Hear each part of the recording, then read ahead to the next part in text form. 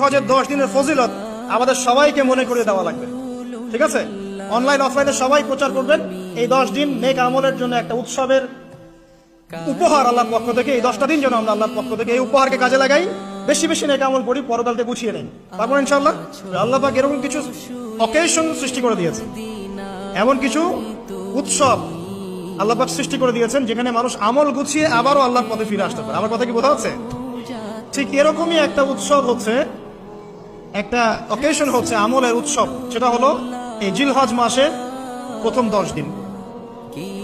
এই জিলহজ মাসের প্রথম 10 দিন সম্পর্কে আল্লাহ পাক সূরা ফজরের মধ্যে শপথ করেছেন, ওয়াল ফাজরি, ফজরের কসম, ওয়া লায়ালিন আশর, এবং এই 10 রাতের কসম। এই 10 রাত বলতে এখানে জিলহজ মাসের এই 10 দিন এবং 10 রাতকে বোঝানো হয়। এর ফজিলত সম্পর্কে নবী সাল্লাল্লাহু আলাইহি ওয়াসাল্লাম একটা হাদিসে বলছেন, সহিহ বুখারীর হাদিস, আনাস রাদিয়াল্লাহু আনহু ইবনে আব্বাস রাদিয়াল্লাহু আনহুমা থেকে বর্ণিত, নবী করিম সাল্লাল্লাহু আলাইহি ওয়াসাল্লাম বলেছেন যে মা মিন আইয়ামিন আমালু সালিহু ফীহিন্না আহাব্বু ইলাল্লাহ মিন হাযিহিল আইয়ামিল আশরা।